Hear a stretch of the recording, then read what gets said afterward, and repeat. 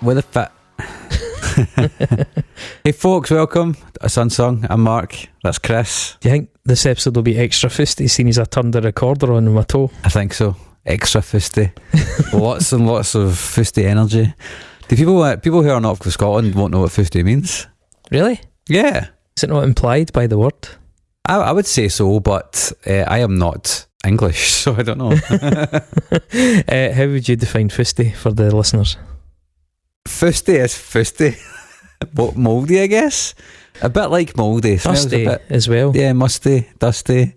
Some cobwebs, maybe. Yeah. A bit of smell. Bit of general dirtiness. Mm-hmm. You know what? Well, that's what we're going for this episode, right? Bit of general dirtiness. A bit of general dirtiness. We're quite a risque podcast these days. Yeah, that's true. Also quite self-congratulatory this episode, because it's all records that we picked.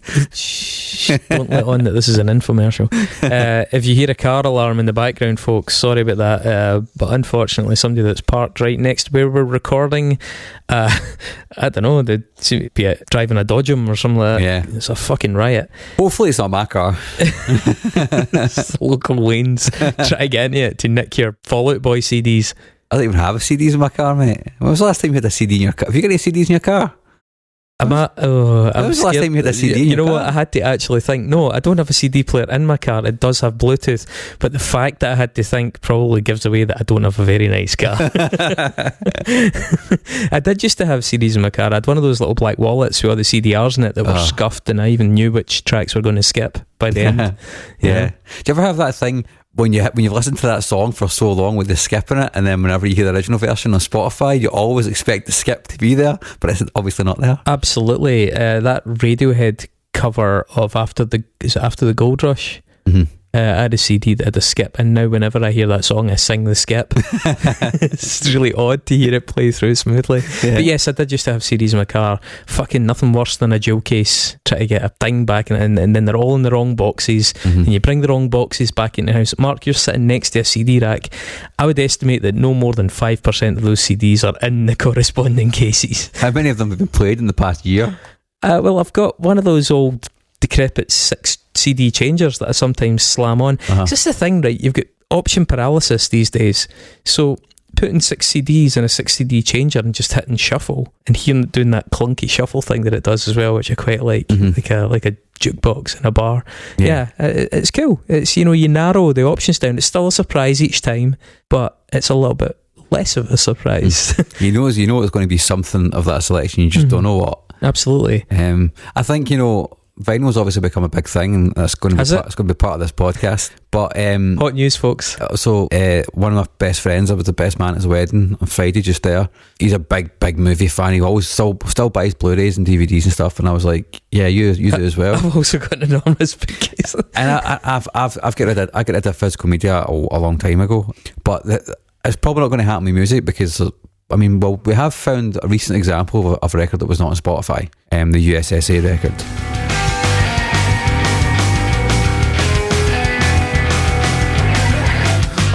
Flowers in midnight bloom, April showers in the month of June. Yes, we're going to mention a couple more this week. But it was the thing that kind of gave me a bit of the fear was that, your Disney and Paramount and HBO are just like wholesale deleting entire fucking TV series and movies that will never be ever seen again. And I'm kind of thinking, well, maybe I should actually start buying DVDs again, because some of your favourites might just vanish and would never ever return. See, for me, it was more of a way to remind myself of the stuff that I really like. It probably wasn't that case with CDs. It's maybe that way more with records. But yeah, definitely with DVDs. Even with the stuff that I've got, if it's on a streaming service, I'll watch it on that. But that way when you're trying to remember the stuff that you really loved, it's almost impossible. You're like, oh yeah, what was that? So we have a shop, I think I've probably said this in the show before, we have a shop in Glasgow that sells used DVDs for like a quid, or even less actually. If you buy 10 they charge you $5 or something. But going in there and getting the particular ones that have blown my mind and building up that collection, there is a material thing there as a prompt, and if people are coming over or friends or whatever, you get in a conversation, you're like, this is the thing, this one, it's not very well known, but it's great. I really like it. Honestly, I still get a lot out of doing that and just having this permanent record. Plus, when I die, you can bury me with them. Yeah. You know, what are you going to take with you? MP3s. I want you shot out of a cannon, so like Hunter S. Thompson. I want to get shot out of a cannon. Or shot out of a cannon. It's not going to matter very much when I get to that state, to be honest. So. Right, so this week we're just going to blather. Yeah. We're just going to actually, you know what, let's pause this and go to the pub.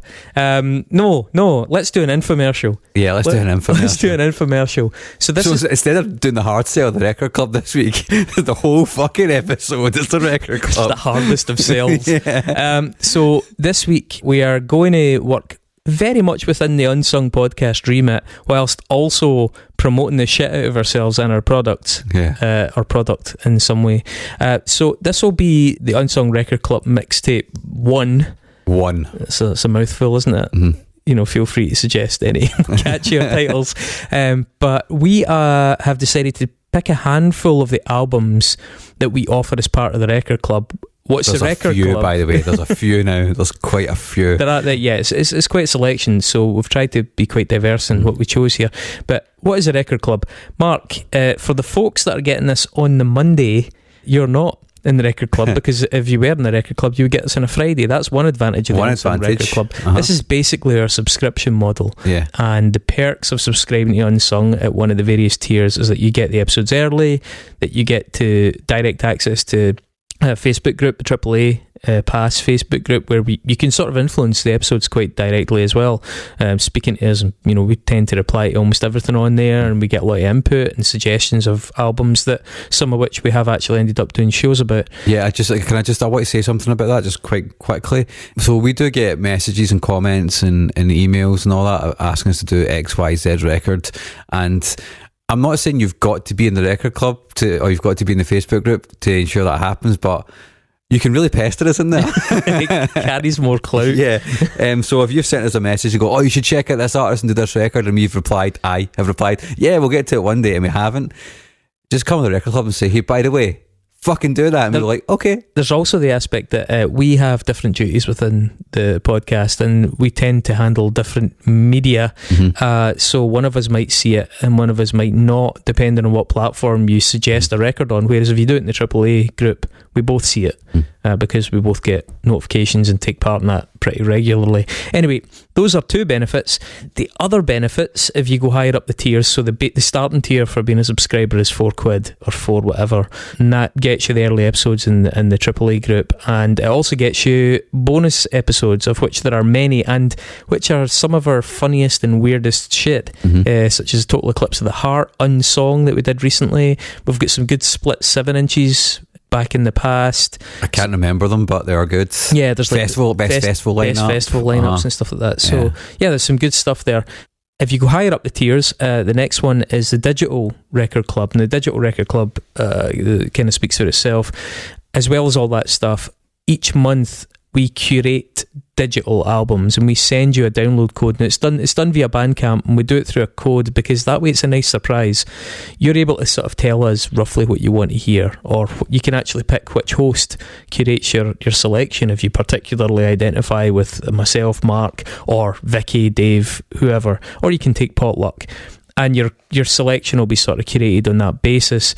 You get the code, it's a surprise, there you go. The advantage of that being we're buying the digital stuff off the bands and off the labels, and therefore they're getting a far such a ridiculously higher share of revenue than they'll get from you streaming it. We can recommend stuff all the time, but if you stream it, they get like 0.00016 pence or something insane like that, whereas we're buying it off them for, you know, quids at a time per song, and that way they actually have some modest but decent revenue return from it that can be used for various other things.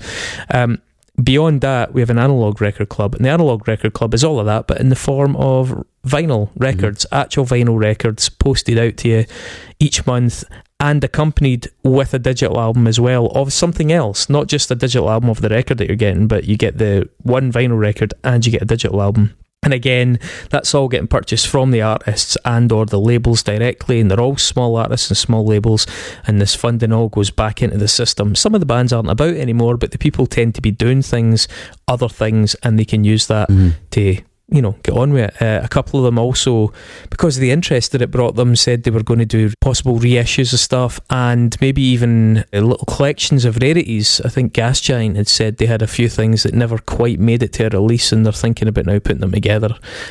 So there are a whole host of benefits that come from subscribing to the show, other than just stopping Mark and I being absolutely flat broke and driving cars with CD players or cassette players. Mind the cassette adapters that you can plug in.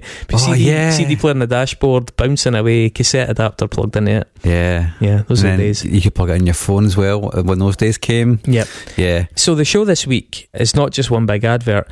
We have decided to reach into that abstract bag of Unsung Record Club albums, all of which have been chosen by us or one of the hosts on merit, and then discuss a few of them.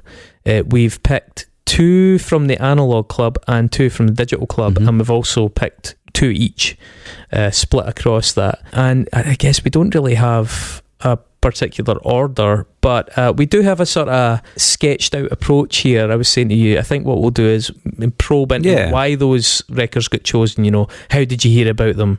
A little bit about who are they, where are they from, what do you hear in it influence wise, how does it marry with your tastes, how does it maybe compare with their other releases if they have other releases, and what are some of the highlights of it. We're not going to do that exhaustive thing on every album that we sometimes do, but we're going to pick out highlights for you, the listener, to go and investigate. So that being the case, is there any other admin, or will we just dive into one of these? Let's just go for it, man. Yeah. So we should go digital first, I think. Yeah, let's do digital first. Yeah, so we'll go digital first, and let's go your digital first. Alright, okay. I thought you were going to go first, but okay, cool. So I have picked a band called Burnt Tapes, or The Burnt Tapes. I think it's The Burnt Tapes, isn't it? Yeah.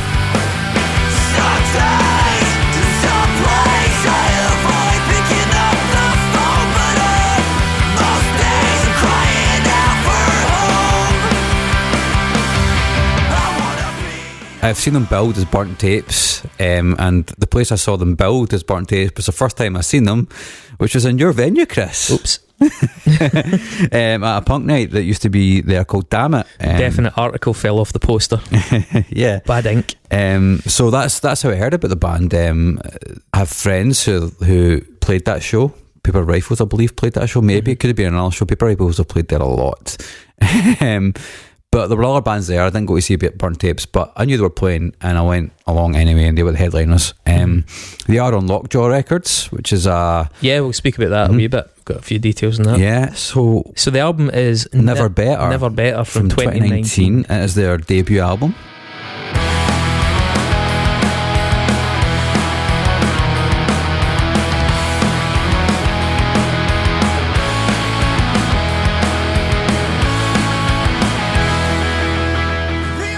There will be unsung subs out there who have received this album, and so hopefully it's kind of fun for you to hear us describe what we get out of it now that the reactions are overwhelmingly positive to the stuff that we send out. Yeah. Well, would they be negative though?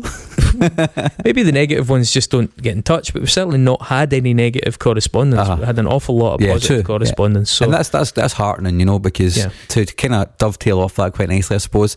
This band are very much like me. Sound like me. Well, this is unabashed Mark music. Yeah, totally. And so the people that have picked me on the record club have liked this. Yeah, that's the thing. If you're subscribing to Mark's curation, it doesn't get much more Mark. It does exactly what it says in the fucking tin, mate.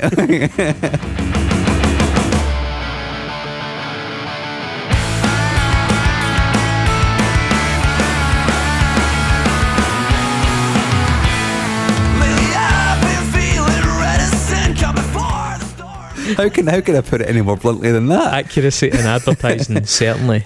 So yeah, I first came across this band on the tour for this record in 2019 when the album came out. So a bit of background on the record, we were talking about earlier on, and you said you really like the production on it. So it's produced in a place called The Ranch in Southampton, which I believe was started by a guy called Neil Kennedy, and I can't remember the other guy's name. Don't be offended. Anyway, they started off working with a lot of small bands, but they started to get a bit of notoriety, I suppose, for working with a band called Our Time Down Here, who then became the band Creeper.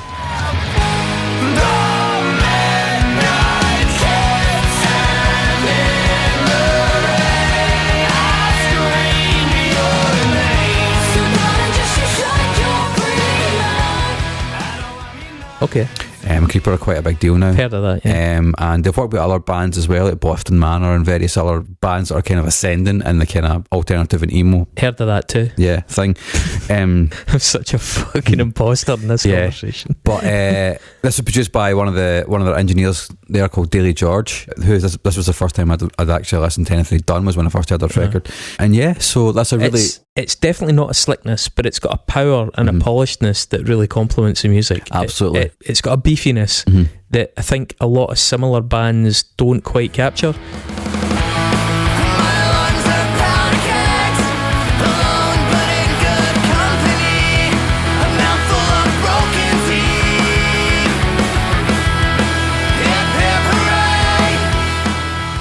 It's good. It doesn't feel overly compressed. It is a little bit, but it sort of helps the music. It gives it, let's put it this way, it's buoyant American-inspired melodic punk rock. It never gets full Weezer, but that saturation and that compression and stuff does let it border on power pop at points. Yeah, for sure. So this was their third release. This is their debut album and the only album, but they had EPs as well. So they had 2 EPs. They had one before called Alterations, which is their singer Phil. I read in an interview said that he considers that to be their first proper release.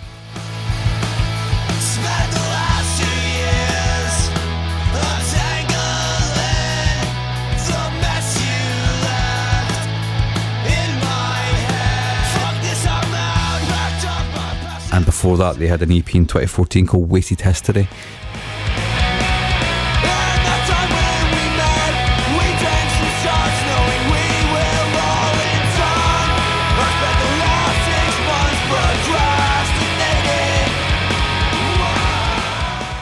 Which I didn't listen to because he didn't consider it the first release. 2014, that was 5 years prior. That's quite a long gap. So I mean, you can understand it though.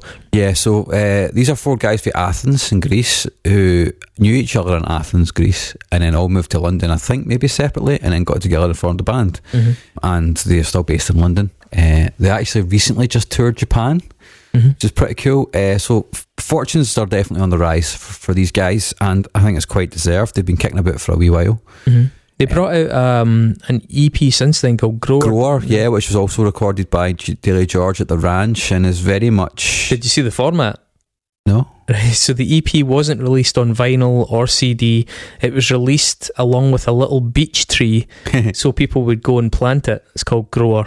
Obviously it's also on Spotify in case you can't get arboreal Bluetooth, but they seem like quite a politically conscious project without being overly politicised, you know, like the eco-conscious. I think even the songs are quite personal and specific in their subject matter, but I would say broadly relatable enough to allow a wee bit of identification, but certainly that Grower thing gives away a wee bit of their positioning politically as well, you know.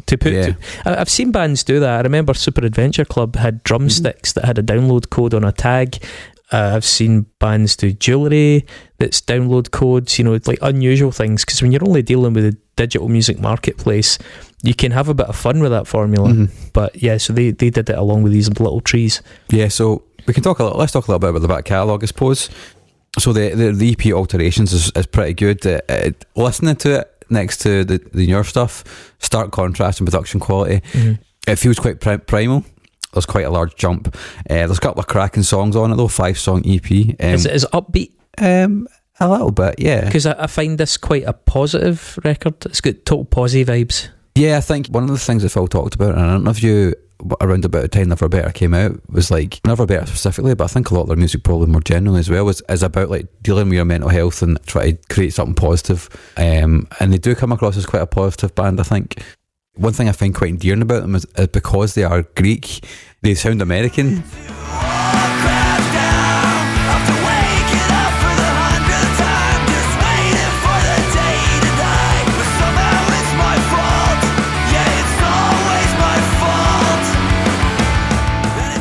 But that's just they really do sound very American. But that's just because that's the English they get taught, right? They get taught American it's English. Like Marissa. Yeah, totally right. And Jason in that band as well, you know, he sounds a bit American. Well, he's also part South African, to be fair. But you kind of get that, and people, it's the same with like Scandinavian bands as well. They sound American, like, you know, Refuse sound a bit American because Dennis has got an American accent when he talks, you know. And I think that's quite common for people who who don't get taught English. Also, British English. There's the genre aspect. When you're playing this style of music, 85% of your influences must be American. Totally, yeah. It's a hugely Americanized genre. I mean, it sounds American. It does sound very American. But yeah, I can talk about their influences in a wee second, but I just want to talk a little bit about alterations before we move on. The song Wayne Gretzky, it's a great song title. Really, really good song. Nice poppy riff that opens it. Some real Lawrence Arms vibes.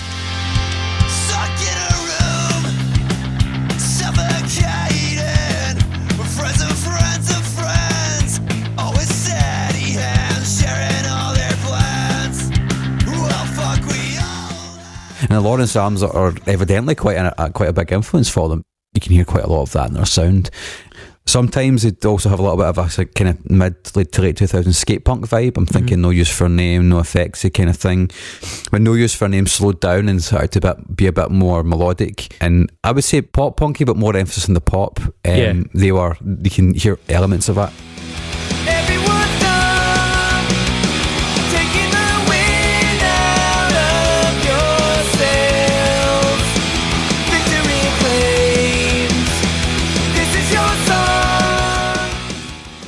In fact, his voice reminds me quite a lot of a band who I released on my record label way back in the day, a band called First Step to Failure.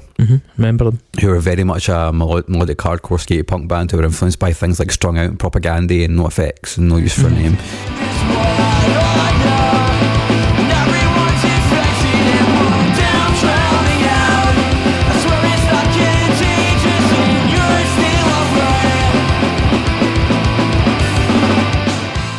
And there are elements of that in their sound. You can hear it on this EP, I think. I don't hear it as much on the album. Yeah, definitely on the album it's less so. I would say on the album itself, the things that kind of jumped out to me. Well, can I just underline how inept I am when we're talking in detail about these kind of bands? Things that I picked up, which are clearly normie things. There's some older Jimmy Eat World and some Get Up Kids, also maybe Jawbreaker at points. Yeah, so they released a cover of Holiday by Get Up Kids last year for a Vagrant Records compilation, tribute compilation, so that does make sense.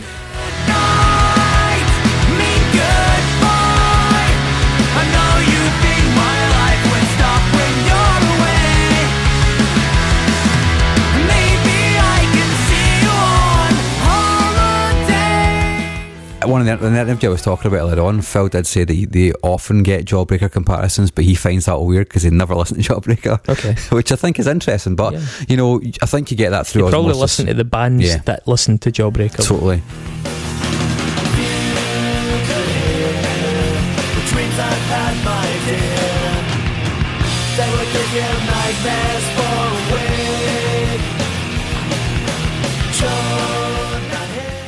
For me, I hear, apart from Lawrence Arms, I hear quite a lot of Polar Bear Club, who are, I think, an unsung band.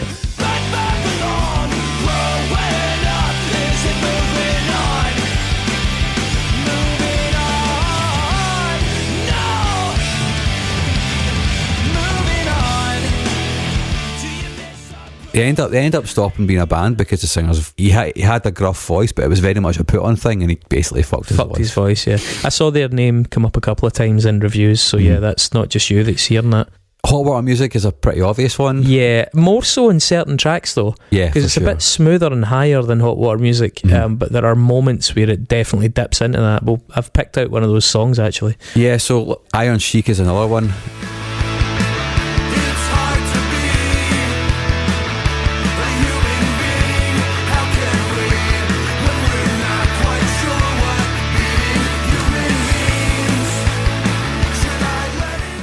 Saw that mentioned in reviews as well. Iron Chic were not familiar. So, by the way, rest in peace, Iron Chic. Yeah, fuck your mama. There we go. Iron Chic are an offshoot of a band called Latterman, who will come up on this podcast at some point in the future. But let's talk a little bit about the album. It's pretty anthemic, right? It's road trip music. It's totally. Like high school memory music. It's uplifting US indie romance music. It's generally pretty full of positive energy, and I think it manages to be emo without being overwrought. Definitely, yeah. I think that's one of the things that attracted me to this band, because they've got the soaring hooks and the melody, but the slight sense of melancholy that's not overdone. Yeah, I think people that don't like this kind of music quite often get alienated. I'm thinking of Vicky here. Quite often get alienated by the kind of cringe factor of it. That it often just gets whiny and OTT and cloy. This does a pretty good job of avoiding that. You know, you're right, they managed to put in hints of melancholia without like being self-indulgent, and vocally they don't go into that kind of really like complaining, miserable, self-indulgent thing. Yeah, so that and that's a hard balance to get, so kudos. Yeah. So some highlights for me, Drift Champ 16 has got a real Lawrence Arms vibe, particularly in the vocal melody. It's a really good choice to place it where they place it, because the first track is like a kind of an intro, almost like a conceptual opener. It like only really does this one big cycle of melody before leaving. So that Drift Champ 16 big simple guitar hook,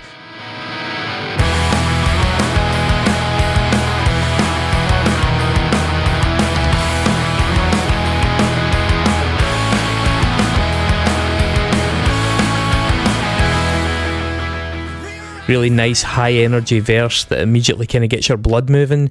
I think there's a line in it as well, the ringing in my ears line, that's really nicely judged as well. Very much so.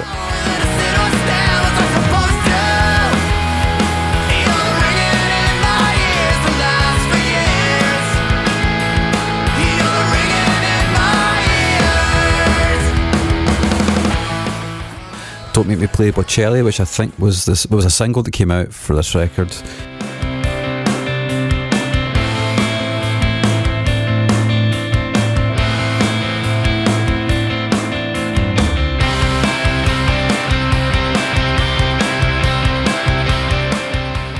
It's a nice change of feel as well. Totally, it gives me Polar Bear Club vibes, this one, quite a lot, which is probably why I enjoyed it so much. Is that what that sounds like? Because they break down the kind of thick slabs of power pop for something that's a little bit more nuanced in the guitar, and it actually kind of touches on college rock, American college rock a bit more. I think it's that. I mean, that tune, if they ever do, well, I say a remake of 10 Things I Hate About You, that is what Taming of the Shrew or something like that. But like it's the kind of song that would really fit in a modern film of that ilk, you know, high school kind of comedy romance film. Yeah.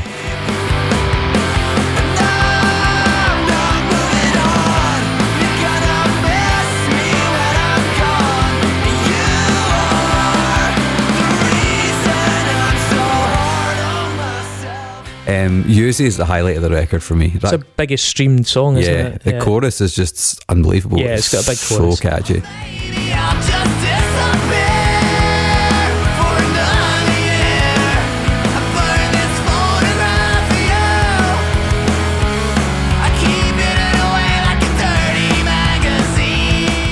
Actually, I like the fact that after the chorus, rather than just dropping back down into the verses, they do that little guitar break. That's a nice bit of writing, because it would have been really easy to just drop back down and do the dynamic thing, but the guitar break gives it a little bit more personality. Yeah, I agree. And that is like the secondary hook to the song. It's the thing that sticks out the most. I think up until this point, it's probably the most accomplished single tune that they've written. It's short and to the point, which I really like, and the harmonies are really good too. So yeah, I always get stuck in my head. There's a reason this has got so many streams, you know. It's because it is a very, very catchy song. There was actually a song on the EP afterwards, Grower, called Get It, Got It Good, which is like this part 2. Is it literally? No, but it sounds like very similar, similar ilk, you know. Maybe I'm a method actor. It's got some of that skate that I was talking about. It's got a D beat in it.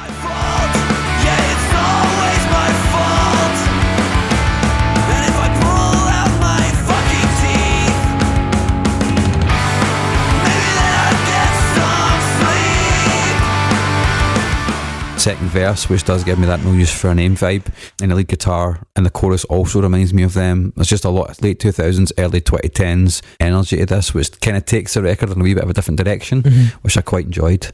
And then the final highlight for me is probably Robot Cop, which is great.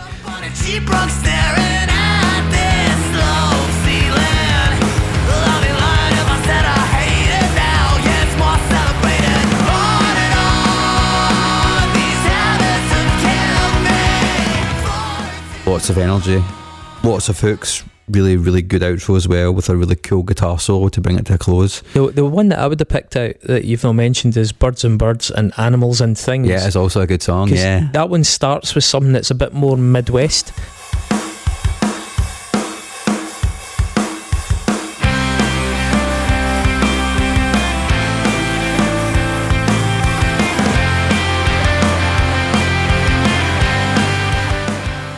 It's not Appleseed Cast, but it's got that kind of more Midwestern emo feel to it, and then it changes direction a bit and goes into that gruffer New Jersey hot water music, Pam muted territory. That's the one I think where you can really hear the hot water music influence. It's a deeper, gruntier song. But yeah, like I said, I came across this record because I've seen them on the tour for it, and I hadn't heard them before. I'd seen the name about, playing various shows, but I've never actually listened to them or seen them live.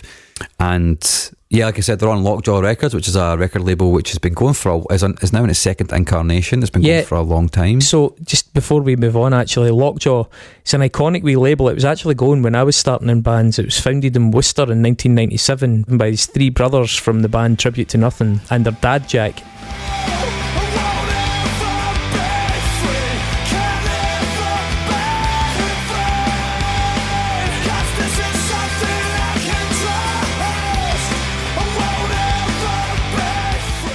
Began after, I think it was Go Discs, which was a subsidiary of Polygram, went kaput, and Tribute to Nothing decided to kind of do it DIY.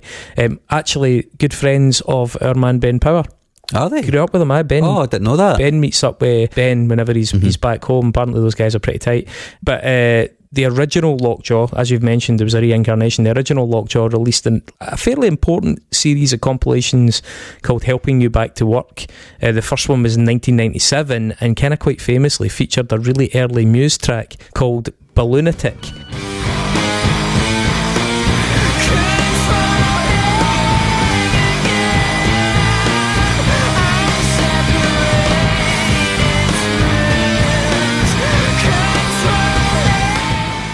Lunatic. Which later, we actually mentioned this in the Muse episode, later was renamed Twin.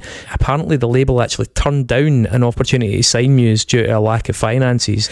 The label stopped trading, I'm not exactly sure when it was, maybe about 2008, 2009, something like that. They relaunched it in 2011. Clearly they had impaired judgment prior to that because they offered my own band a record deal, which we didn't actually take, and I have to say I do regret that. We went with a different label who I really liked, but I had a lot of time for Lockjaw.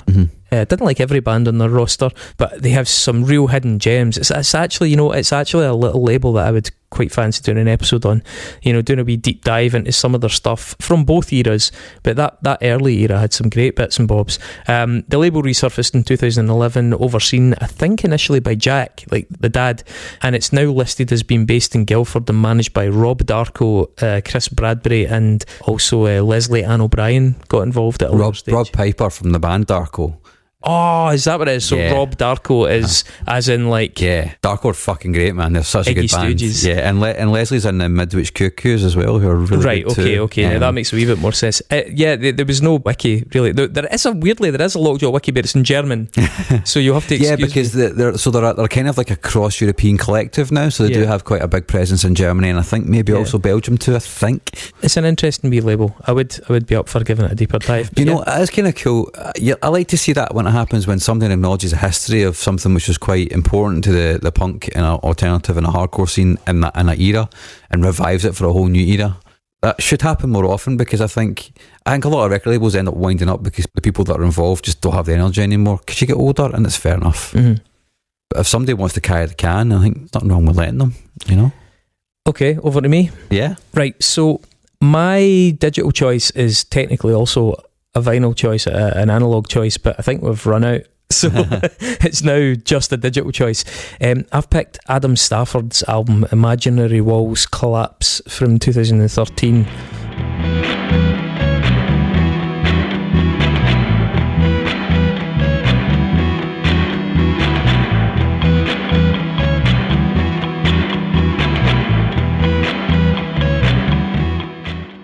I've known Adam a long time. I've known him since his Murky Falkirk roots. He comes from this godforsaken wee town near my godforsaken wee town in Scotland. We met via a mutual friend and sometime collaborator called Matt McAllister. Props to Matt. I originally knew Adam as like the film guy.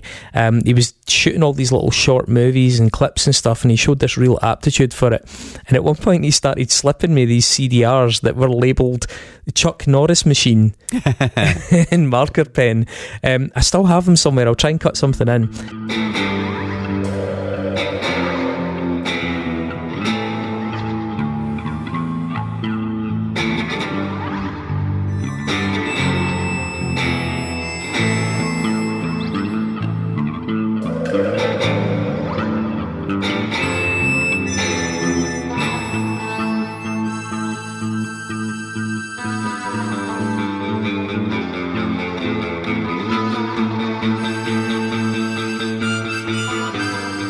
This cool abstract experimental instrumental stuff mostly, because he'd confessed a love, I don't know how you heard it, probably through Matt. He'd confessed a love of this daft drunken project I was part of at one point called My Simian Army of the Night.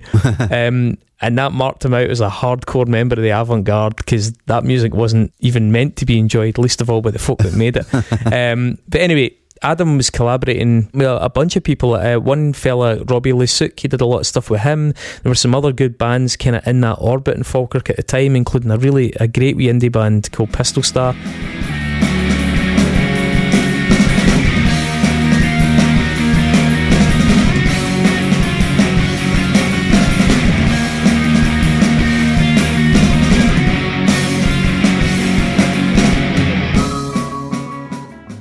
But not so long after, some of these collaborations sort of coagulated into this project called Yala's Fantasy Island. Bizarre name. I never quite got to the bottom of why they chose that. Which apparently, I've read, they do have a wiki in it. They date from 2001. The sound of that band was a really shifting thing in the early days, a bit like that Chuck Norris Machine stuff. They had a Wisconsin Death Trip EP around 2005, which I think for anyone that knows gives away Adam's sort of cinephile credentials. If you've never seen the Wisconsin Death Trip film, you really should. It's amazing. In 2006, that project managed to bring it all together into something loosely termed alternative folk. They got like an actual sound for this cult release called In Faceless Towns Forever on the Scottish scene. Saying it doesn't matter, 'cause she's thinking about leaving him. Saying it doesn't work like that, to fall in. It's one of those records that people sort of did kind of spread by hand. There were a lot of copies kicking about. And then in 2008, they brought out this quite critically acclaimed album called Rescue Weekend. Forced by hounds into concrete mounds, oh cold and loud, crippled but proud, grouped in crowds, we are that howling sound.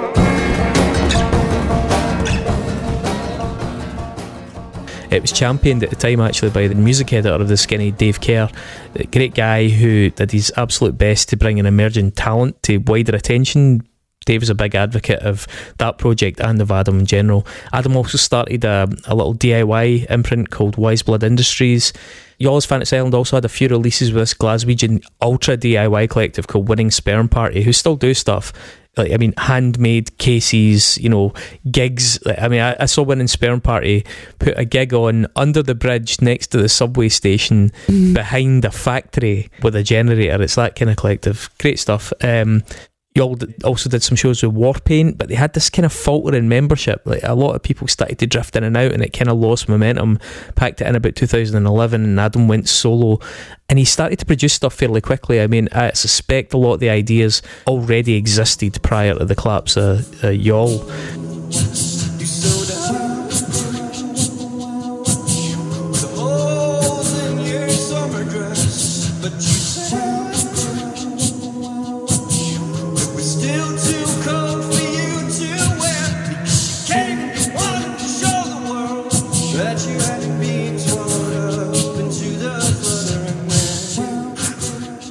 despite Adam's thing being a solo project, Adam Stafford being a solo project, there was a healthy market in Scotland at the time for ex-band guys sort of plaintively strumming away. Adam didn't really seem to want to sit hunched over an acoustic guitar, so he got into this thing of setting up a maze of pedals, microphones, guitars and more on the floors of stages, and then doing things like building his own beatbox loops, layering it up with little glockenspiels and ululations, you know, using loop pedals to do all of that, plugging the microphone in, taking the microphone out. As a product of the approach, the songs kind of naturally became very hypnotic and cyclical. Sometimes the live sets were very ethereal and abstract and had a strong sense of improvisation, but slowly within that, some proper songs began to take form. I remember seeing him a lot at that time, and you started to recognise little loops that he obviously liked, and they became tunes, and they had this weirdly pop character to them. An early reference point for folks, myself included, was Talking Heads, because it was unmistakably arty but also really accessible.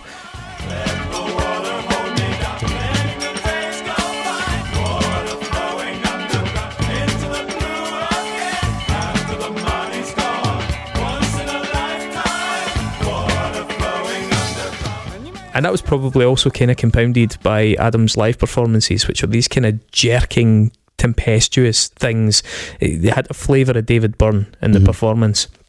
So as I say, this record was 2013. In terms of the other stuff that he had, I mean, he's got quite a bit of stuff. Taser Revelations was the follow-up in 2016, and as far as people who are fans of him go, the cover on that, the artwork is fairly iconic to that small but loyal group of followers. He was operating at a pretty high level at this time, and I think enjoying quite a lot of good grace in the likes of Scotsman and stuff like that. He was working with Song by Toad, the record label. I will say Song by Toad is a great label, great little imprint, and Matthew did a very good job in putting out some really nice stuff.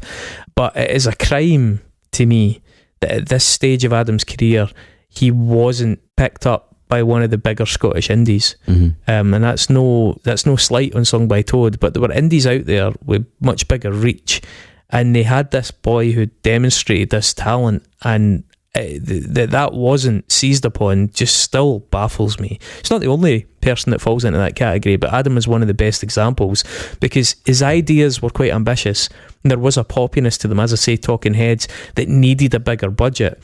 And for whatever fucking reason, these domestic labels overlooked yet another great act in favour of, I don't know, whatever meh they were like flopping out onto counters that year. On that record, Taser Revelations, the third track, Atheist Money, is just such a great example of weird indie post-pop. I will not rise to you, and you will not lie to me, and submerge yourself into the river of chance and never hold on by your skin, just deny everything. The rebel inside you. He's added some synths for kind of panorama, and it's got really strong flavours of TV and the radio.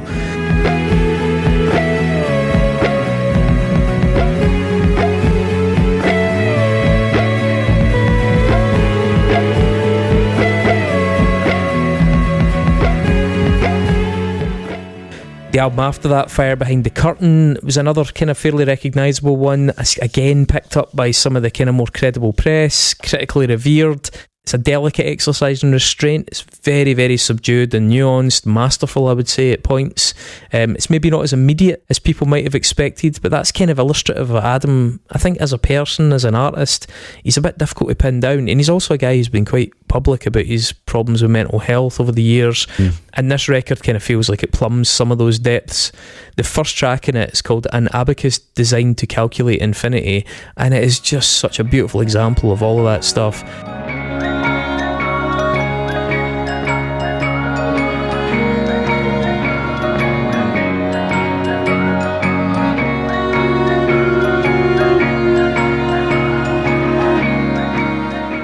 Tender, sweetly uplifting, but it's in a kind of world-weary way. There's weeping cellos, there's this glistening xylophone, there's a piano loop, and there's also a playful sort of whistled hook, which is kind of a silly thing to put in a song, especially when it's quite a downbeat in the first place, but it balances it out really, really well. 2020, Diamonds of a Horse Famine.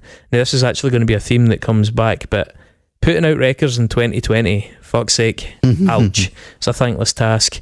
recorded and produced during lockdown. I think it came out in October of that year, and it bears the starkness of the lockdown era.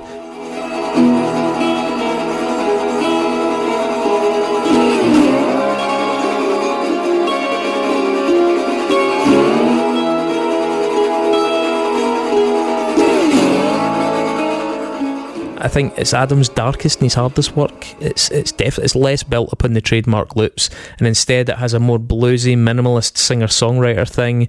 It's not miserable, especially in some of the lyrics, but it definitely carries a heavy emotional burden throughout most of the runtime. The third track in it, Erotic Thistle, also to illustrate some of the playful lyrics though, has the line, "Melt down my death mask and fashion it into a dildo," which really reminds me of that sort of early era Mellow Gold Beck, when he used to have kind of funny couplets like that. But yeah, in terms of Imaginary Walls Claps, the record that's on the record club, some of my own highlights. The first track, Imaginary Walls Claps itself. Smokestacks in the power plants have turned us all into ants. It's a thought that's indelible. It's a lie that you spread.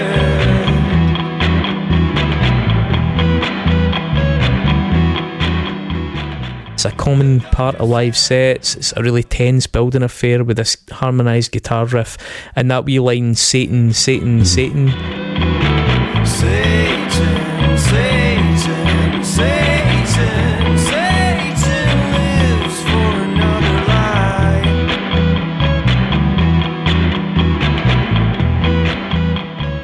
It's a really interesting and memorable refrain. It's almost funky, that song. Yeah. You know, I wasn't expecting that. A lot of his stuff's funky. Yeah. And I think that's also where part of that Talking Heads comparison comes from. Yeah. Now, the second track in this, Vanishing Tanks, is just simply, for me, one of the best bits of alternative pop written by a Scottish artist in easily a decade. Is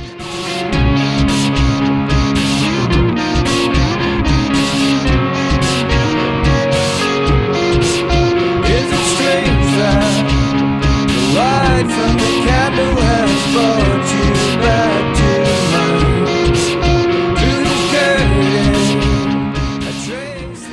And as much as I love the song, I can also easily imagine a bigger, fuller production. Yeah, totally. That breaks out of the underground, and it would have broken onto the kind of playlists that you maybe don't remember a band called Yesayer. Yeah. They were hitting about 2010, 2012. Oh, Marshmallow was a formidable foe. The ambling up was two, at least that's what I'm told. But if you learn one thing, Produced in a bigger way, nothing against, I love this version, but nothing against it. You could hear the potential in this song. It's so uplifting, but yeah, it's never saccharine.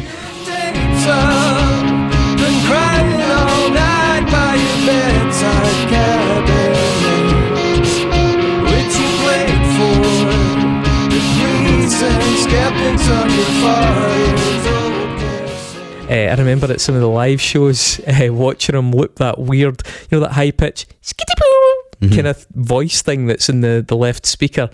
Watching him doing that, even that was quite funny. It's something in an underground anthem in my book. It's just a fucking brilliant bit of music. Yes, it's really simple and fun and playful, and it's aching to be more. It's aching to aching for that bigger production. He's got a great character in his voice as a singer. He's not a virtuoso singer, but God, he's got such a good voice in this song. Yeah, the drum machine's obviously really good. Or the beatboxing drum machine, it's pretty cool. The fourth track in it, Please, has more than a hint of Motown. Sliding down the walls, you won't reconfirm your strength, you won't galvanize. But don't make me cry.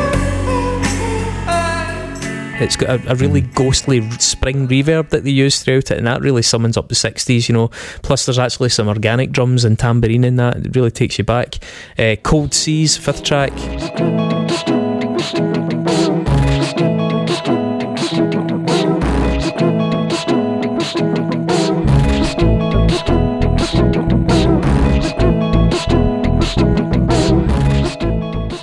It's got a really driving beatbox to it. I don't know if you spotted the guest appearance as well, Siobhan Wilson. Yeah. Mm-hmm. When the spear hits your arm, you cry out. The yellow bruises rise into your skin.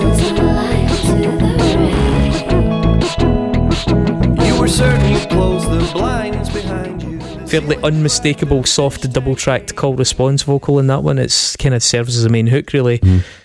Invisible Migration, the 7th one. Yeah, it's really brooding. Stepped out at night onto a ledge. Frozen hands will make me a child, reshaping the way in which we live. Family homes are houses of sad. Yeah, I've said here, it's got like a menacing energy because of the way the beatboxing or the scatting, or kind of both, I guess, is in the background. It feels a bit sinister. If you listen to this one again, I think it fits really well tonally with the opener, but it also has the riff and the vibe of something that would have suited Super Unknown era Soundgarden, and even to some extent, actually, the bluesy vocal line, the choices that he makes are very akin to Chris Cornell, albeit without that ostentatious delivery. I'm not saying that he's belting it out.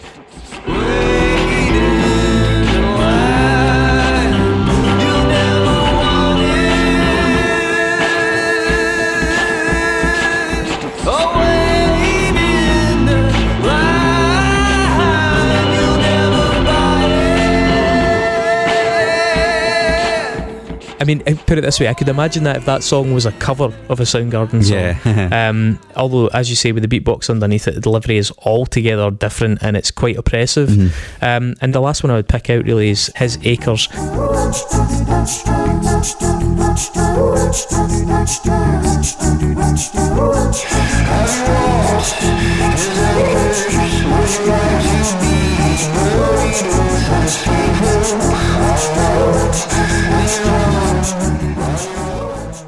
It's a brilliant illustration of the Talking Heads flavours. It's like a jubilant party atmosphere in it. It's got more than a hint of the Lion King. He's got like almost jungle noises going on, like that kind of stuff, like Animal Collective-y kind of thing. Just a sense of playfulness and joy. I mean, I think it's a fantastic auteured piece of work. I think it's great, and it's fucking, oh my god, just to reiterate, it epitomises the wasteful attitude of some of the more influential Scottish labels, and I'm not naming any names, but there's so much stuff that comes out which just objectively doesn't have a fraction of the creativity that you hear in this record. Predicting their response, perhaps, I don't want to strawman them. I would agree that Adam, I think, maybe needs some counsel and some pointers in terms of his strongest assets, because to be honest, I don't think he always plays to them. And also maybe some advice in terms of the sequencing and pacing of his records, because less so with this one, but with some of the other records, I think they're ordered badly. I think they're great songs, but they can be fatiguing in the way that he's arranged them, and that's difficult when you're working on your own. You don't have other opinions to bounce off, and it's also that thing, if he stepped up to a label where he maybe had a producer or something, he would have that extra input, because the fucking raw materials that the guy brings to the party are immense. There's so much scope here to combine, you know, media clout of a label with this fucking superior creativity. Yeah, totally. And he's also, Adam is a guy who has shed blood, sweat and tears literally for this craft, labouring in all sorts of conditions. He's got a family, you know, he had problems during lockdown. He's got all sorts of other personal circumstances around that. The guy is the real deal, and he deserves to be rewarded. So it's a fucking shame that another bigger Scottish label, or label in general, hasn't picked up on him. All we can do is try and make people aware of him in a wider sense, in the hope that somehow he gets something close to what he deserves. Yeah, auteured is the correct word to use, man. It is a singular vision brought to life by a slightly sometimes demented mind. He's not the most normal guy I've ever met, but fuck, he's a total gem, and what a creative force. Totally, yeah, there's a lot there to love, man, and I think that it's a great choice for the record club, you know, and that's the whole reason why we do this, is to highlight artists that we are just like, oh, why the fuck is that not more well known? And there are a multitude of reasons for that, of course. You can only guess at a lot of them, but some of them are quite obvious, like you said, the record label thing is quite obvious, you know. Yeah. So I think the next record we should do is probably an artist that you just mentioned. Oh yeah, you want to flip it? So yeah, I mean, it's a nice segue. Yeah, we're taking the step up to the vinyl tier now. Yeah. So again, to explain the format, in the heaviest of cells, if you subscribe to the podcast at the highest level, which is the Analog Record Club, you get sent records as well as digital albums. So we're now going to discuss a couple that you can get in limited edition vinyl. I mean, some of these are very short runs, and I'd imagine for some of these artists are not the kind of things they can afford to repress. Yes. And we have a box with some of them in it, so get involved. Yes, please. Because we did buy them off them directly. We sure did. So this one, I'm guessing you're referring to There Are No Saints by Siobhan Wilson. Yes. The guest vocalist. Friend of the pod. Friend of the pod, previous guest of the pod. What a fucking excellent episode that was, right back at the start of this year, wasn't it? Right, beginning of 2023. It was the first episode of the year. Of the year. There Are No Saints is Siobhan's album from 2017.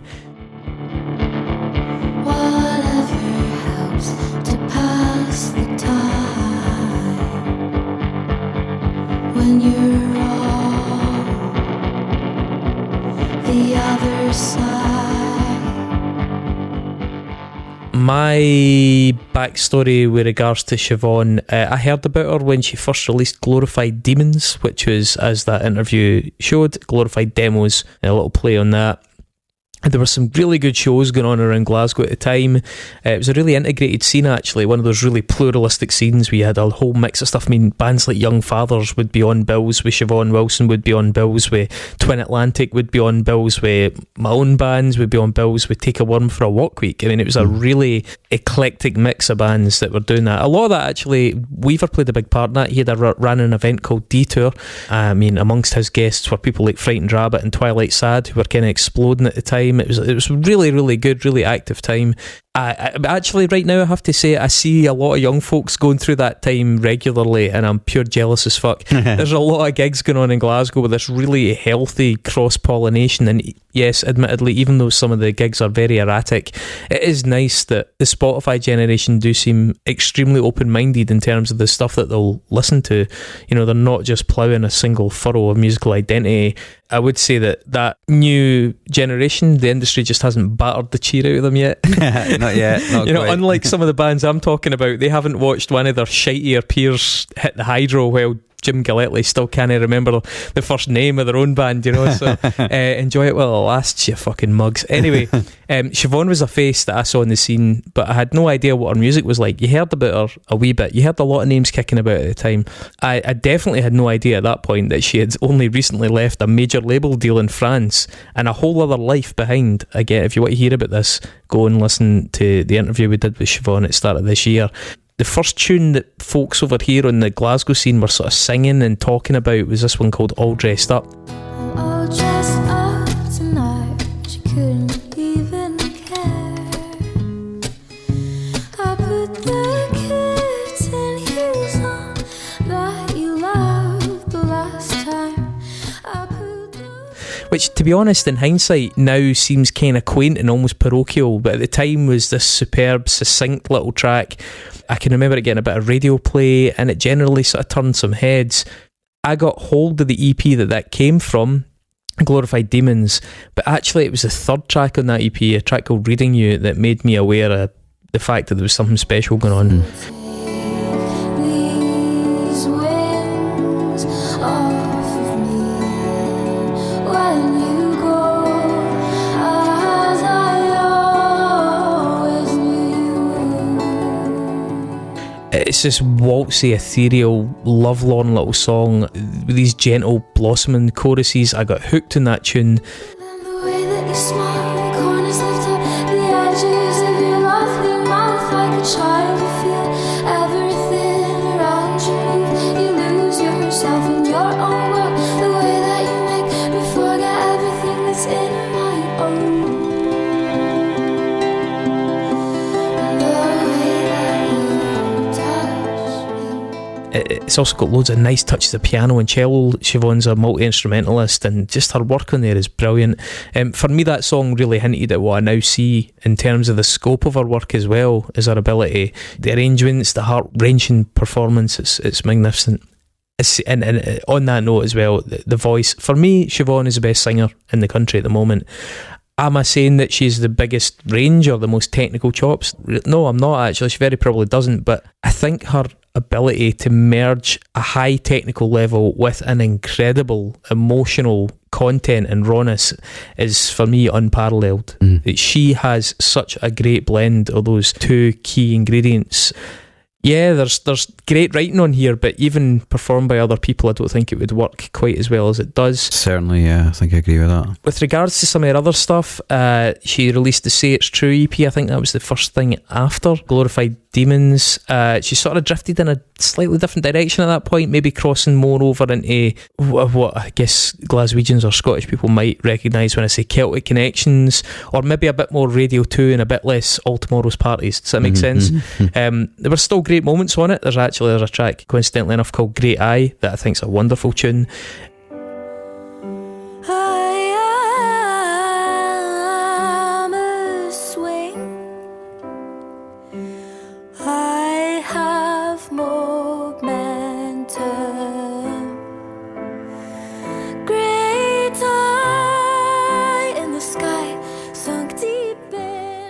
I wasn't sure at that stage if she was really working in an area that I personally, in my personal opinion, felt brought the best out of her. With this album, which then came out after that, she absolutely nailed that blend. I was so pleased. There is some kitschy stuff in it. There is, plenty of French and some light-heartedness, but alongside that, there was some outright weirdness, like the track Dystopian Bach.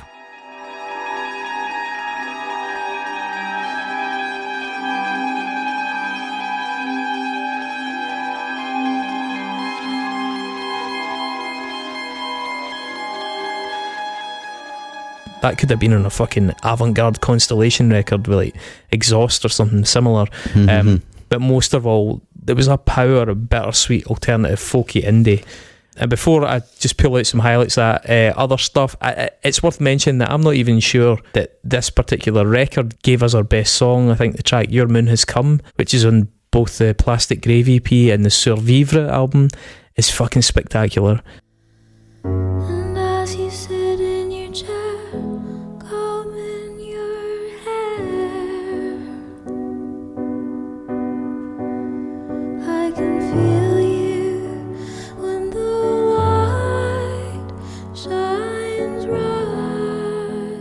absolutely disarming. There's a line in it, "This empty room is a museum of you," which is just beautiful. That song dives into this glorious middle eight that cycles through a kind of deeper dramatic progression. Her voice goes down a register. It's stunning. It's the same house with the same plans and the same rooms in the same light. Us when to lose. Yeah, probably also worth saying that she actually has technically 3 records out at the moment, which is quite fun. She released 2 this year. Seen with Music in Nature and recordings of myself in her room. Yeah, it's like a double album, but with kind of slightly different themes to each record. That was only a few weeks ago. It was, and she's also on the soundtrack for the game Planet of Lana. That's right. She plays and that came out this year as well. Yeah, she's doing a lot of scoring and theme work. Yeah, a truly immensely talented human being. Yeah, I mean, as if to undermine her DIY cred as well, she recorded with Steve Albini at Electrical Audio. The album that came out prior to this new one, Survivre, also holds a live version of the song Unload the Gun, which I think is a superb depiction of her honest best. That track wasn't recorded by Albini, it was recorded by a certain Mr. Luigi Pasquini, who could be found in these premises until recently. The title track on Survivor as well, number 7, is another example of her thriving in a brutally stark environment. Like Steve Albini leaves everything in there, like warts and all, and you really are at the mercy of your own ability when you're working with Steve Albini, and God, that track is really, really good. Don't say that you're leaving, I know what that means. Don't let the leaves fall from the tree. Don't say. With this one, where There Are No Saints, I don't want to go on too much about too many of the tunes. I mean, Whatever Helps is an obvious reference point. God, yeah, I mean, That was a single, it included a video, and has that sort of Giant Drag meets Sharon Van Etten vibe. You're stuck in the break of a wave. You're haunted by a line from a song. You're beaten by the weight of a prayer. Try to move on. it's got some 90s alt rock energy to it. It does, yeah, that warm, saturated glow around the whole thing from that fuzzy guitar. But where the album for me gets truly special is on Dear God. Such a third tune. fucking good song, man. We spoke about this track a fair bit in the interview. I didn't steal it 'cause I'm bad. Je ne voulais pas qu'il sache. With the half-heard lyrics that I had, I always interpreted it as a woman falling into some aspect of sex work. There was something in there about an inability to have children, maybe even a part about stealing a baby. It was so fucking heavy and so achingly sad, that song. And it's just Siobhan and an island string guitar and her voice echoing around some sort of weird cave-like confessional. It's a work of art.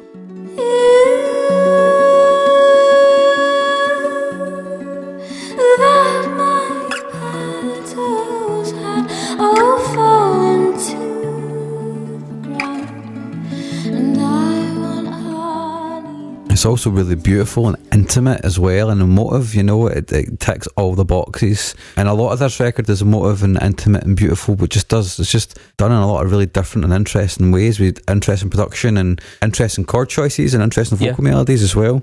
You know, I think Disaster and Grace has got... Disaster and Grace is another one on my list. Yeah, it's got like almost like a musical theatre feel to the vocal, but it's not at all. It's like not bombastic like that, although it is a dramatic song. Yeah, I mean, I think it's stripped back in its brilliance. Yeah, you know, totally. It's mostly her on the piano, although it has those washes of strings that sort of Let's accentuate. give it that drama, I think, a little bit of that drama. You didn't need to let me know.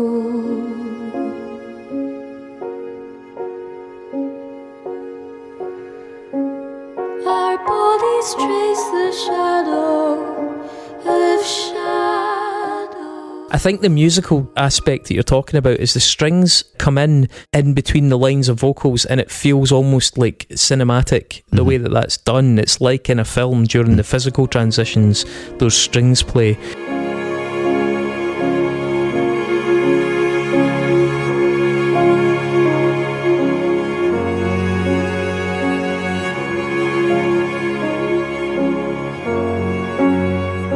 These songs take you on these very vague journeys. Like, they're never overly specific, but they're still weirdly relatable. We spoke a wee bit about that with Burnt Tapes, but there's kind of half-remembered quality to them, fuzzy like a dream. Harbor with the weight of existence. I saw a face and knew that every face was you. That tune also has an amazing use of tension. The sustained string, you know, the single one that then flourishes into those big vistas. It's a great bit of music. Truly, truly. I think the only other one I'd really like to make a mention of is track 8, Make You Mine. Yeah, I've got that as well. Yeah, strangely determined tale of a woman determined to leave the object of her affection, and no doubt as to how much he simply has to be smitten with her. Baby, I'm gonna make you mine.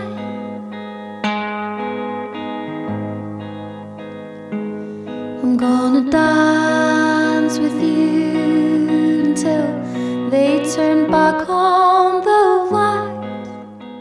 It does that via the device of a late night dance at a club, I think. Like, there's mention of a giant disco ball, moves on to a trip up the coast. I fucking love it. You know, I almost don't want to study this song too much. I like the gaps in my knowledge. I love the fuzziness that it lets me fill in there. I'm able to grab the lines that are the most evocative, and, you know, sometimes charming as well in their specificity. You know, there's a line in it, there was just a jukebox playing AC/DC. Yeah. It's a really nice moment of clarity, you know. There's a really saturated Neil Young-esque middle 8 and a solo.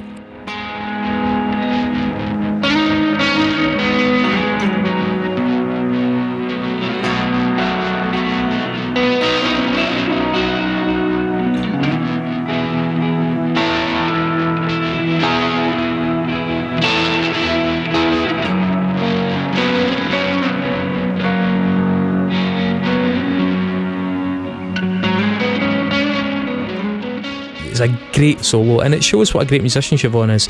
The way it's played, actually, there's a real similarity with Low, and the way Alan Sparhawk drowns his fuzzed up guitar and roomy reverb for that immersive, kind of almost quite confrontational sonic bath that Low do.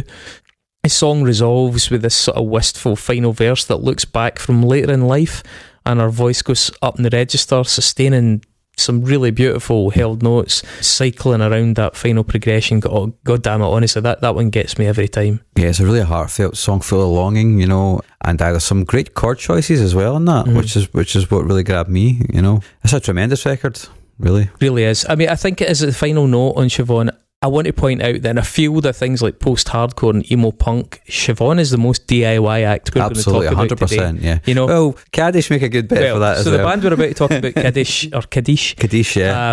And Adam, I know for sure those guys have loads of DIY credentials. Yeah.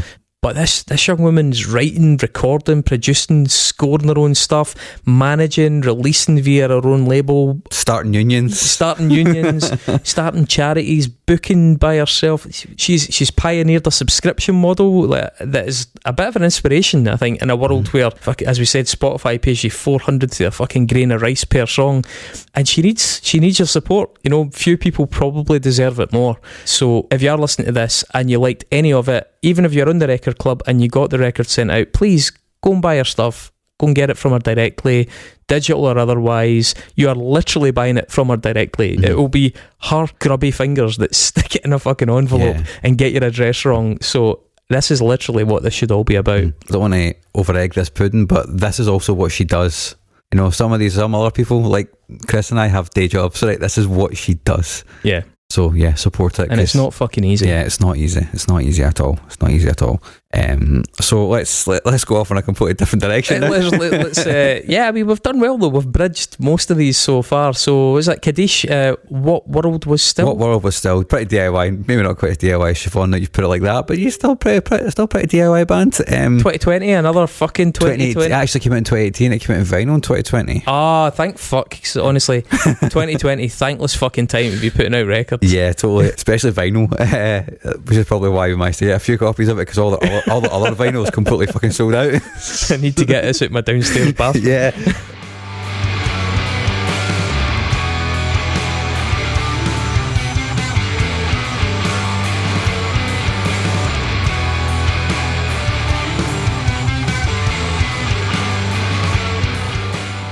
So this is three members, same three members that have been in the band the entire time. 25 years? Yeah, I've been going for a fucking long time, man. I mean, I was asking Fritz about this, friend of the pod, contributor, musician extraordinaire. He was guessing 25 years, and certainly they've always been about when I've been playing. Yeah, I mean, their first demo came out in 2002, but that was back in the early 2000s when that didn't really mean very much. You could be playing a bunch of shows, you could even be touring without actually having a demo back then. I think Fritz thought they were like 98, 99 maybe. Wouldn't surprise me. Originally a four-piece, they had a singer who wasn't Dom, the guitar player, who is the guitar player and singer now. But there's actually a video of them on YouTube with them playing a song in the balcony bar in 2006 in Dundee. Oh wow. And they have that singer. By the way, we played the balcony bar in 2006 in Dundee, and I'm pretty sure we shared the bill. It might have been the same show. It could well have been. Yeah. Wow, fucking hell, yeah, that's very possible. So actually, again, we talked about Siobhan's episode for the start of this year. From the start of the pod, almost was it episode 7 or something? Yeah. Dundee is Fundy. It was a bit of this fucking how the sausage is made. We had no fucking idea what we were doing that week. We were like, what the fuck are we going to do? Was it like Dave was away somewhere, wasn't he? Yeah, it was before we could do it. Before we felt as though we could do it ourselves. Do we feel like that now? I don't know. I feel like this sausage is pretty mangled. The listener can tell us how mangled the sausages are. But like we had I remember it was the first time I'd ever experienced a panic with the podcast. Well, back then we were... Now that's just routine. Yeah. Back then we were recording 4 episodes at a time. We were sitting in a fucking studio in the south side. I was there actually a couple of nights ago. I walked by the door and I was like, fucking just to record that podcast in there next to the Asian supermarket. Yeah, and so we do... That guy pushing the trolleys outside. And you went like, mate! Yeah. Get space. Can't get into that. Try to talk about Mogwai. But we would do 4 episodes at a time, so we'd be in there for like 4 or 5 hours. Yeah. And We didn't do it for Good this times. episode, and we were like, fuck, what we got to do? Dave's not available, and we thought, why don't we do an episode on Dundee? Weirdly though, we've always meant to reprise that. I mean, Yeah. because it was actually a really handy tool and probably put us in the road for doing episodes that were a bit more specific and documentary Certainly, style. Yeah, we should revisit that city thing because, I mean, Dundee's a pretty special city for that stuff though, to be fair to it. But there are others that would merit it. So Kaddish are from Dundee, which is what the whole point of that segue was. Yes. And They're part of a proud tradition of obtuse post-hardcore and inventive guitar music. So I got a little Screamo. We call it Screamo. Well, no, but Dundee wasn't just limited. I know they're a Screamo band. This but is yeah, but talking to Fritz last night, we came up with this little sort of napkin sketch list here: Avast, Alamos, Leto, Mercury Tilt Switch, Jesus Elephant God, Allegro. Please Believe, Allegro were Perth, I think. Yeah. Katie Bar the Door, Fat Goth, Venetian Love Triangle, Stone Thrower, another band from the Record Club, Pensioner, 1 Inch Volcano, Juliet Kilo, Spy Amp, fucking loads from that era. They didn't sound the same, but all of those bands could have comfortably gone on a bill together had they all been contemporaneous. Yeah. There's actually, hang on, there's a wee bit of trivia, because you mentioned a band there, which I think Kaddish did a split with. No, you didn't mention them. Bonehouse.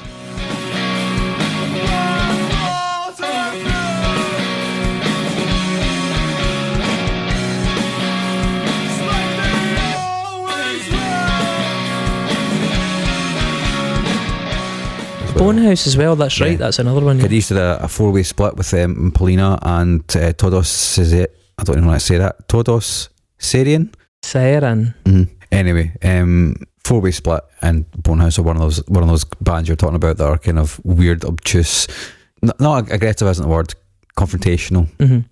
It was inventive stuff though. It's the bands like Venetian Love Triangle and Katie Bar the Door, odd shifting time signatures, Leto, who combined elements of like Thin Lizzy and Queen with Rodan and Tortoise and all, like really, really interesting ideas that went on in that city for a long, long time that The View fucking ruined.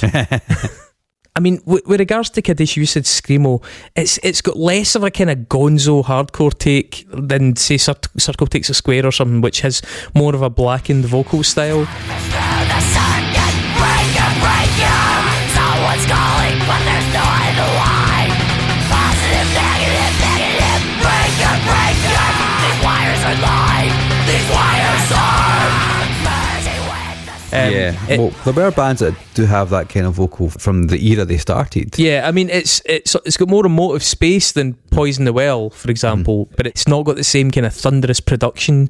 That band has like a thicker sound overall. I hear them personally, and I've mentioned a bit of these already, but I hear them as closer to Rodan maybe, with that big post-rock, and when I say post-rock, I mean original post-rock influence.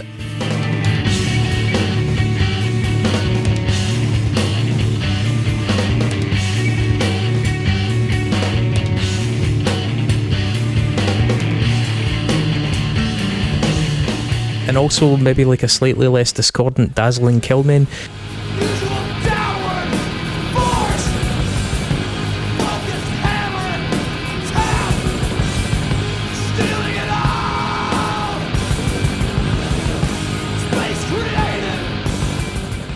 When I hear Kaddish, I hear slightly older influences. I mean, given that they're a band that started from the sounds at the late 90s or at the very latest, the early 2000s, those bands were contemporaneous then.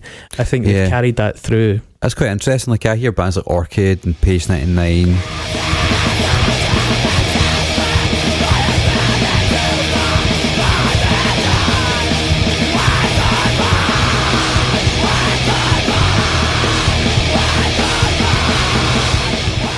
Orchid.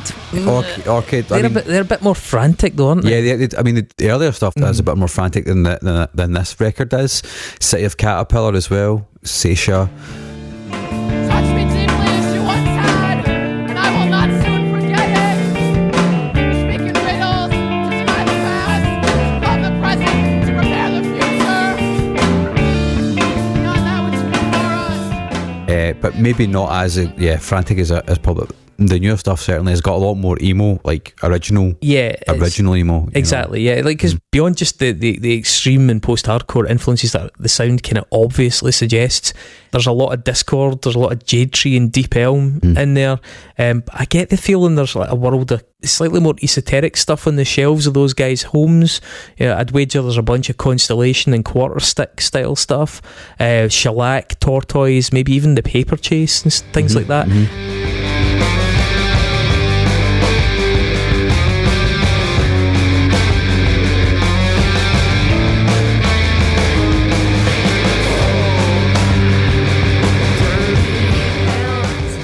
Hear them as being a much more eclectic band than they'll like. I'm not saying you're pigeonholing them as Orchid at all. I just mean I do hear that element, but I just hear so much more in the tapestry of the music. There's a lot of space in it.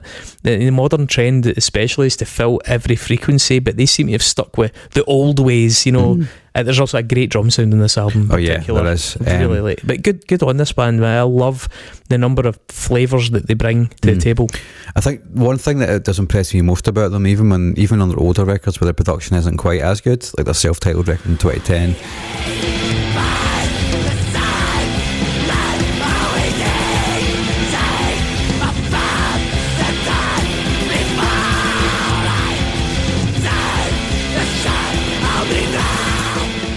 That's when they still had a primary vocalist who does that Orchid style, you know, more blackened kind of thing, and they do have blast beats and stuff on that, and it does lend itself more to that kind of, I guess the kids call it scrams now, but I would call it screamo. I always wonder what the fuck they're talking about when they shout that at me. Yeah, scrams. Yeah, now you know. But I think like a 1930s gangster telling you get out your shop. Screams. But tonally they've always been really cool, man. The bass has got a lot of heft. The guitars are they're clean, dirty. You know what I mean? Yeah. Like they're not gainy. Like we were talking about Hot Snakes. The power totally. comes for the playing. Yeah. Nowadays especially. Yeah. Definitely. And I admire that a lot. And I think, you know, when you play music that's aggressive and caustic and often lends itself to a sense of lucid melodic passages with like massive build-ups and huge cathartic release, the go-to thing for anybody that's ever listened to that kind of music or wants to play it is just to stack gain, because it feels fucking great when you're playing in front of it more than anything else, right? When you've got a heavy guitar playing and you're playing it, it feels like nothing else in the world. And also they're only using one guitar. Yeah, but they don't. Yeah, that's what I went in that segue, because they don't really do that. I'm sure they still feel it, and when you see them live, you can still feel it. But it proves that you can be dynamic and subtle. And maybe like, so let's go back a little bit to their first record, right? There's only 3 records they've done. First in 2010, which is self-titled. The second one, Thick Letters to Friends, in 2015, and then this one, What World Was Still. Which was when the new lineup came into play. Yeah, in 2018. But it's always been the same band. You just lost a singer basically. Yeah. And Dom started doing more singing, the guitar player. He was doing some vocals anyway in the self-titled. It was very much like Circle Takes a Square, Call and Response. Yeah. In this self-titled record, there's some really good stuff on it, but it does have those harsh screams and the dual vocal approach. It's got a lot more furious punk energy, and it does have a lot more Circle Takes a Square vibes, but it also feels like a band that are playing at the very edge of their abilities and are about to fall apart at any moment, which is really charming and endearing in and of itself.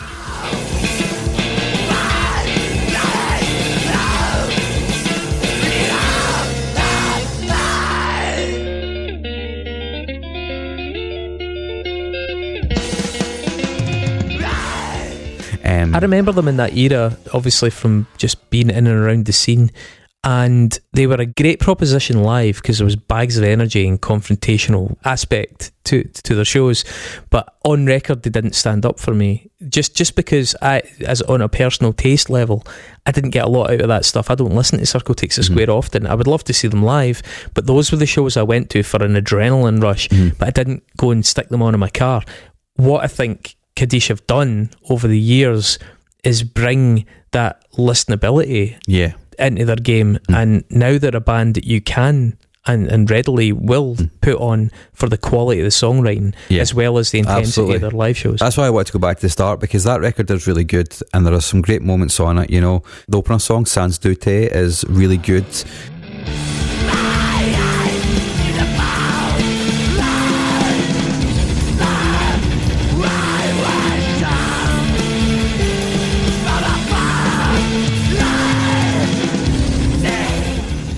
It's got, like I said, furious punk energy. There's a song called Forget Nights of Faith, which is that, like I said, Circle Takes a Square vibe. The Great Apart feels almost black metal in places.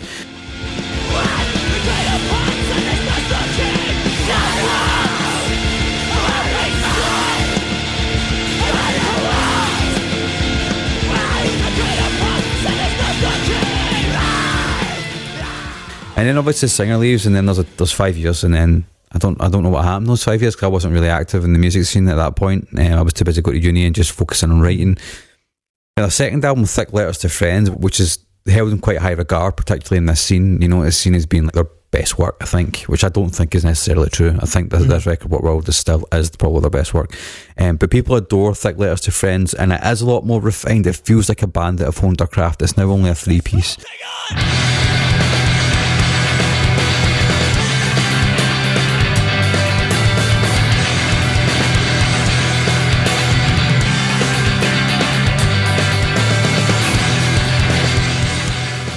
They're pushing their limitations in much more colourful and exciting ways, which I guess is where you start to feel the things like you say, Chris, where they start to bring in a lot more esoteric influences that kind of push their sounds in. It's more mature. Yeah. But the intricacy of the guitar work and the bass and the drums isn't quite there yet. But there's some great songs on it, you know. As Long As Your Life Is Long is brilliant. It's got that kind of whirling aggression that a lot of early 2000s screamo bands had.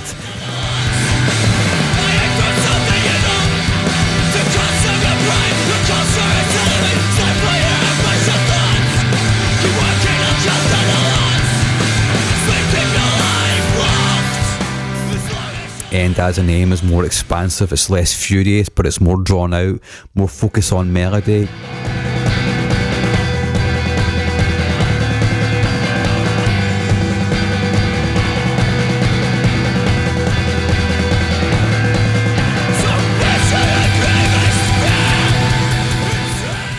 The drums and guitar are playing around each other, so you can start to see more intricacy. But then comes this record, What World Was Still, and the guitars get more intricate, and the drums get more intricate, and the bass is doing a lot more interesting things as well. It takes a step up. Yeah, and this is obviously what they've been working towards, right? And I do think this is a great record. I'm so fucking glad we have this in the Vinyl Record Club, because it is a tremendous, tremendous album.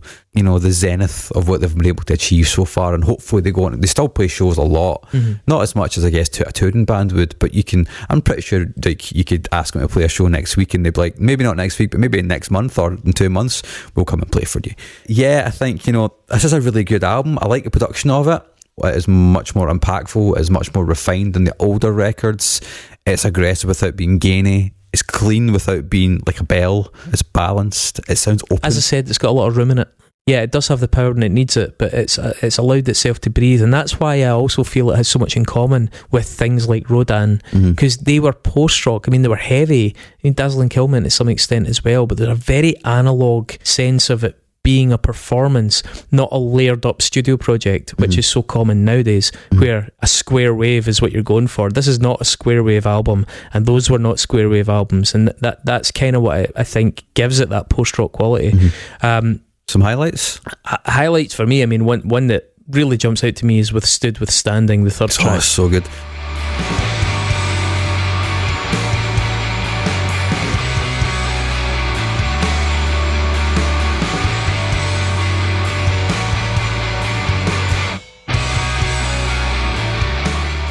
The push and pull between the intense scream of rage and then the slower, more melodic sections, which actually remind me of Me Without You, maybe early Me Without You, but are more post-rock for sure. I thought you just meant the podcast.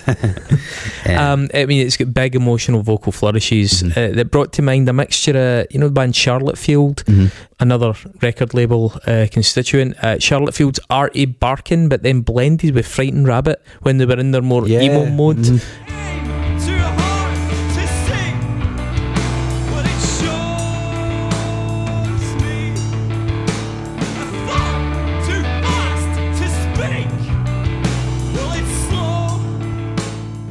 There's a lot of emo in that song. Yeah, I love the extended instrumental nature of this track. It must be a belter live.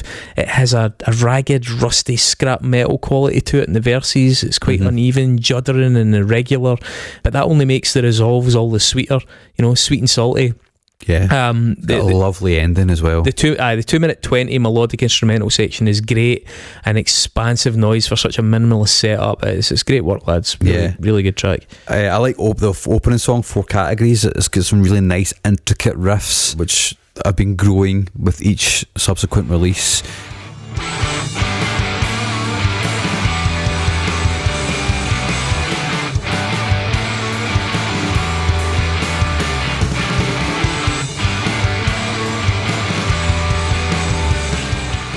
It's almost got a beat down in it, which you know I'm going to like. And then, yeah, it's just a really good opener of a song. Where a Name is also great.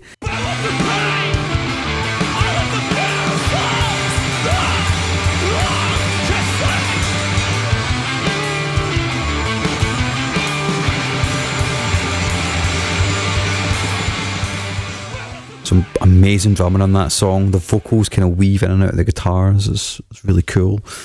Scattered Islands of a Shattered Idea.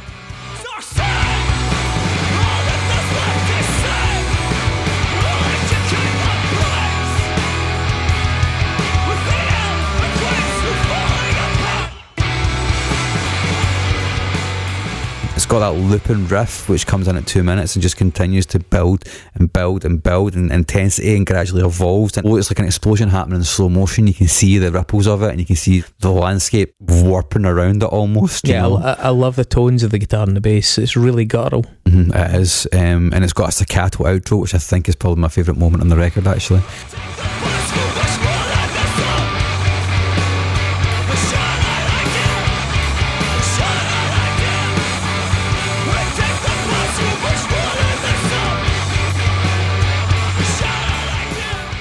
For Solatium?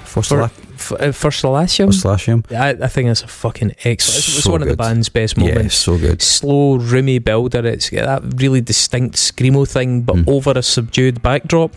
It has a truly delightful central guitar refrain in particular. Like, they know how good that guitar part is, and so they toy with it.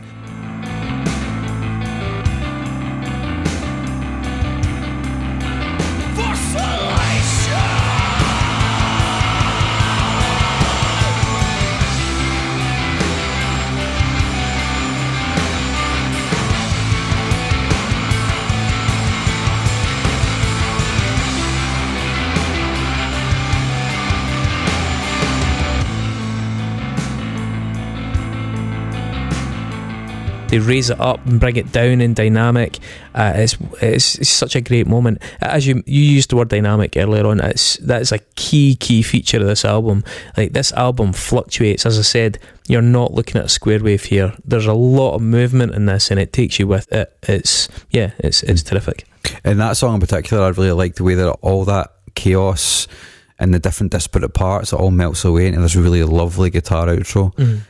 Yeah, Dom's guitar playing is just fucking tremendous on this. It's a great record, and like I said, I'm so happy that it's in the record club, because I do think it is our best record. I know a lot of people that I know have a lot of love for Thick Letters to Friends, but no, this is it for me. Yeah, I mean, there's nothing else by them that I am so inclined to put on a recreational basis. I mean, I love seeing them regardless. They were always a fun band to see live, but I feel like they made a step to like home listening, if you will, CD player in the motor. You know what I mean? Yeah, totally.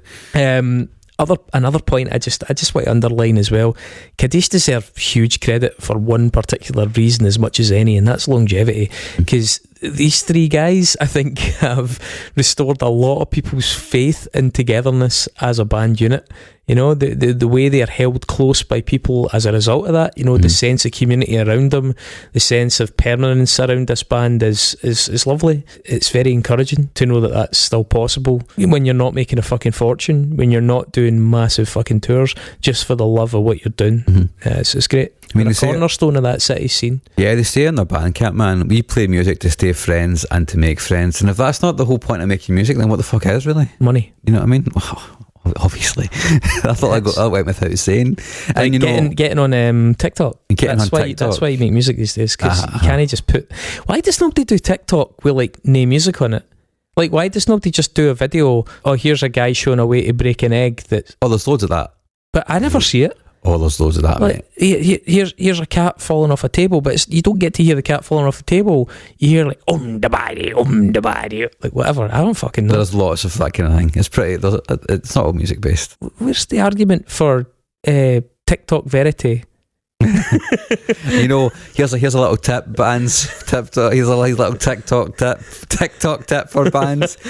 New segment. Yeah, new segment. So see if you are creating videos and it's just your band dicking about in the studio or whatever, grab one of your songs from TikTok, put it on underneath and mute the motherfucker, and it still shows up with your song, but your song isn't actually playing, it's just you being a dick or whatever.